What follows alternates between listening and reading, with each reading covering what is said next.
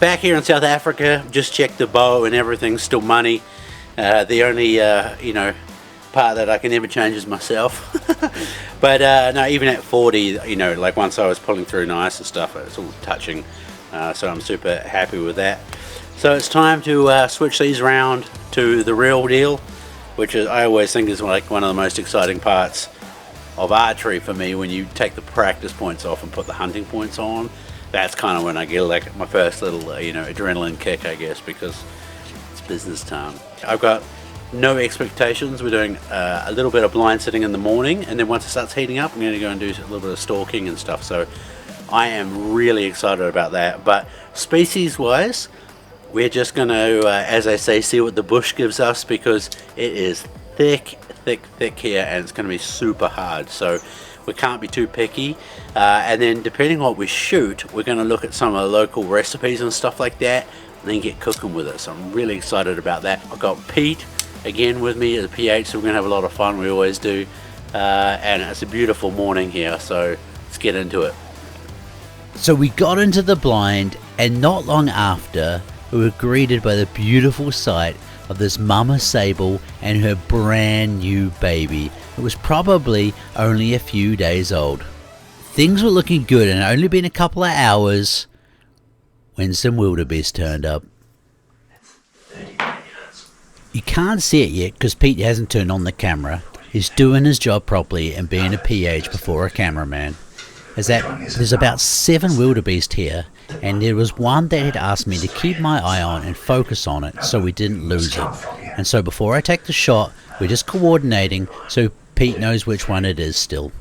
We are looking for a cull animal here, one that's old, past its prime, and never gonna be a nice trophy animal for a future client.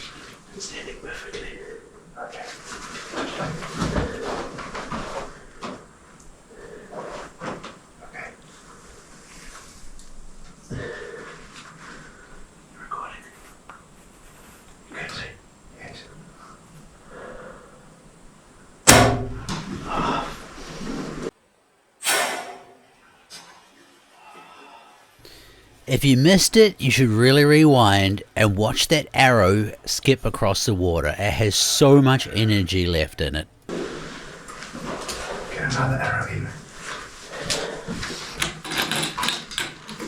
Just be careful.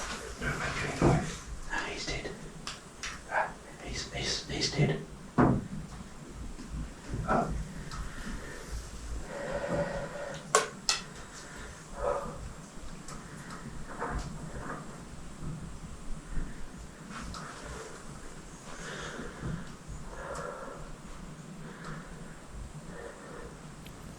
Now I've left this part in because this is a heart shot wildebeest, and I think it's important to show people how tough they are. They don't call them the poor man's buffalo for no reason. So if it's going to be your first time in Africa, don't expect them to go down easy. This even happens with large caliber rifles. They are just one incredibly tough animal.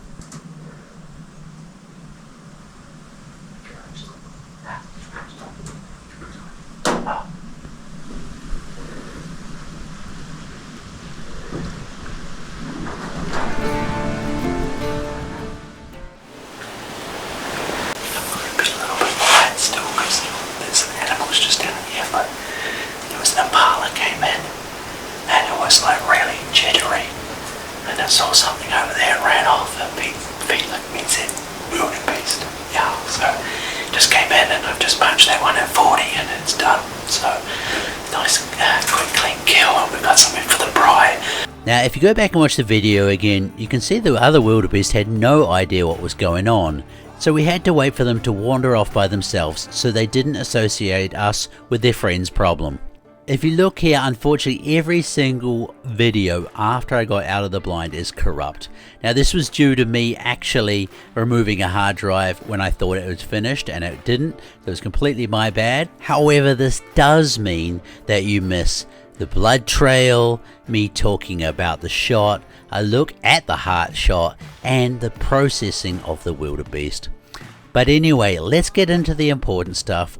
We're joined here by Stanley, and he's going to run us through how to make that tasty, tasty biltong. How are we doing, everyone? It's been like 3 or 4 days now since I shot the wildebeest, and just saw the meat come out of the freezer there. It's like settled down and had time to get a bit soft and stuff like that. We've done a lot of crazy hunting. Shot a massive buffalo, lots of warthogs. I can't even remember everything we've done. It's been busy. I've been very, very sun-kissed. We're funny actually to see the editing difference. Like, the first day I shot the wildebeest to be super white, and now I've got red and brown. Yeah, exactly. So that's cool. So when I was talking to Stanley, I was like, what are we going to do with the wildebeest? And I like this idea because I haven't done it before and I've eaten a lot of it. So it's going to be kind of interesting to see how to do it. So what are we going to do with this? Well, for this wildebeest, it's hanging a couple of days now. That's like 3-4 days, I think. Yeah. I don't remember, it's been so busy. Yeah. But anyways, we're going to make some traditional South African biltong. Yeah, biltong. And I've talked about it in some of my previous videos, and it's great. It's just South African jerky, I guess, but with a twist, right? So, Correct, yeah, it's done a little differently, and we're going to find out how. Yeah, so a lot of people will know it as jerky, or it depends where you're from, but we call it biltong. So what are the different stages we're going to go through today? So we're going to, first now today, I've got the meat into strips, and then we're going to spice them with some safari biltong seasoning. Cool. And then, also some Worcester sauce, and then we'll leave that overnight to marinate a bit, and tomorrow morning we'll hang it up and dry it out. Awesome, sounds good. All right, we're going to reset the camera so you guys can see the cuts and stuff like that, and let's do it. Let's do it. Let's make some biltong. Yeah. So, talk to us, Stanley. Why are you doing that? What are there any cuts that are better for biltong, or does it not matter so much? Actually, biltong you can almost use any piece of the meat. A lot of the more tender meat we'll use for steaks and stuff like that, and then the more tougher meat we'll grind that up and make like dry balls, which is also similar to biltong. And then so I would say the cuts in between, but not too tough. So like a backstrap's not going to be good for this? No, the backstraps, you can make it out of the backstraps, but it's going to be kind of a waste. Because some people like the biltong like more tender and stuff, some people like to break it into pieces, so it's all depends on personal preference. Gotcha. But I'm not going to cut too much tonight, I'm just... No, that's right, we'll get it started. Yeah, just get it started. Yeah, so people can see how to do it. Yeah. And so it's the same as you let the whole leg hang and then cut it into basically muscle groups, is that what you're doing now? Basically, yes, yeah. So just cut it into muscle groups. Do the rest of that bit. Perfect. I'm just going to take this tough parts off. Then just clean them all out. And so you don't need to worry too much about ligaments and stuff in this, or you still got to get rid of the silver? Try to get that. Yeah, okay. Silver skin, try to get that out. Okay. As much as possible, obviously. And is it quite important to let it hang for a bit to get a bit of moisture out of it and stuff? We prefer to hang it. Normally, our best is if you can hang it like 7 days. Yes. 7, 8 days, like a week.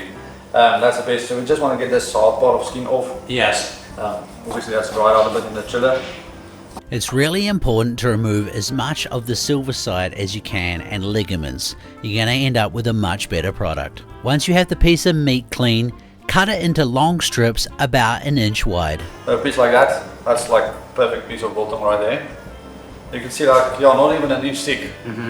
That will be. If you cut them a little bit thicker, it doesn't matter, it's just going to take a little bit longer to dry out. Gotcha, I gotcha. But I guess you can go too thick and then it... You can start getting... bit moldy or something. Yeah. After you've got all your strips cut, it's time to start the spicing.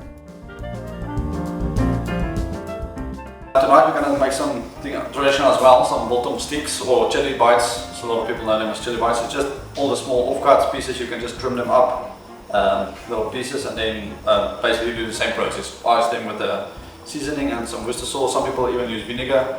Everyone's got their own recipe, secret recipe. Some guys don't use any mixed spices, they make their own pepper and grind them up, roast some spices on the stove.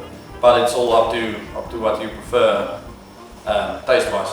So let's start off with some, this time we're just using the safari biltong seasoning, which is just like a mixture of some salt, pepper, coriander, you see that black, with the pepper and the coriander and stuff, a little bit of that, some Worcester sauce, get that moisture to stick to the meat. What did you say that sauce was, Stanley? Worcester sauce. Worcester sauce, yeah. Or Worcestershire. That's a tongue twister. That one. Yeah. And then you just basically just lay them down right in the sauce, or the spices and the sauce. Yes. And now all you do is you repeat. You add the Worcestershire sauce, the spices, and then the meat. And then the sauce, and then the spices, and then the meat. Until you've got no more meat left. I'm going to lift up a piece now so you can see how good it looks and how it's supposed to look. Yeah, just something like that. All your spices on it.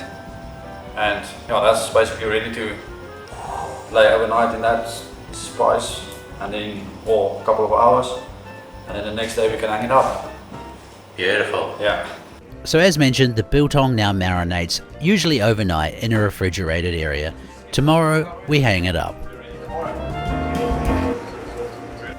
So it's been overnight, it's actually like lunchtime now, so it's had plenty of time, I guess, to marinate and get all the spices and the Worcestershire to get in there, but that's cool. So what do we do now, Stanley?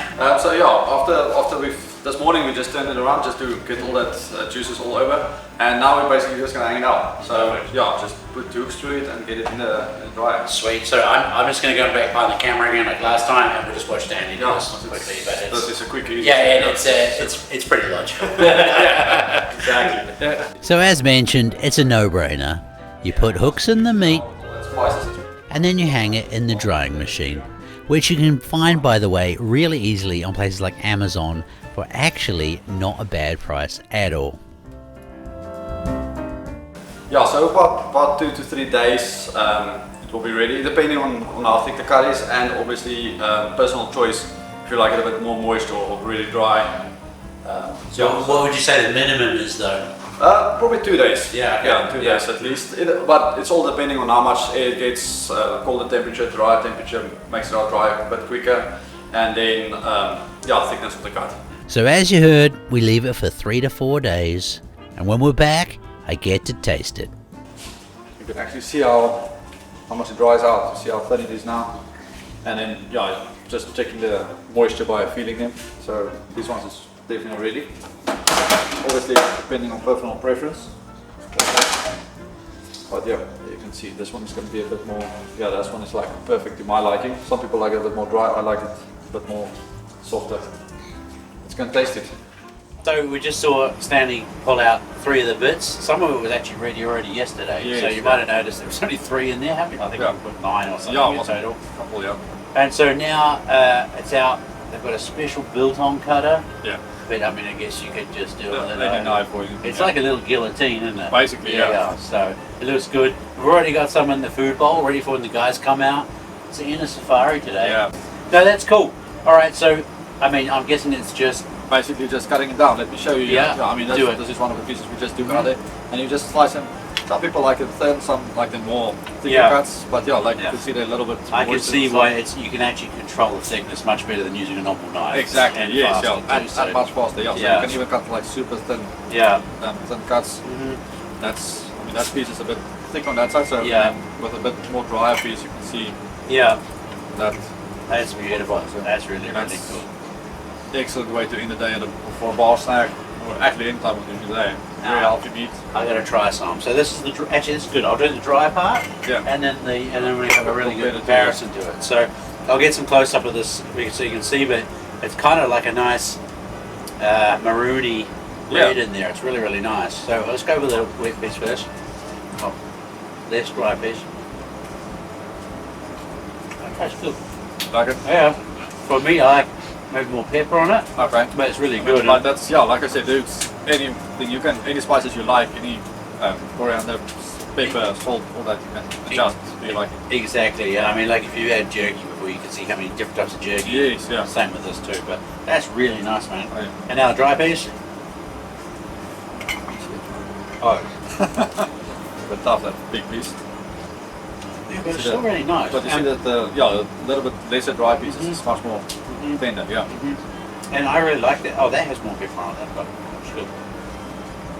Because having them a bit more chewy sometimes is nice. Yeah. Especially in a beer or whatever. Oh yeah.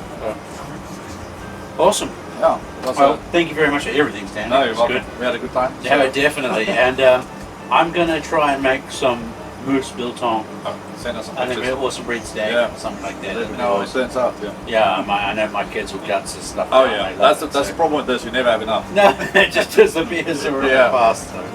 Hey, I hope you enjoyed watching, and yeah, if you have any suggestions, like come back to Africa quite regularly, something you want to see or try, then yeah, let me know. Thanks for watching. Remember to subscribe and share it around the place. Cheers. Bye. All right. That's good. I just get some.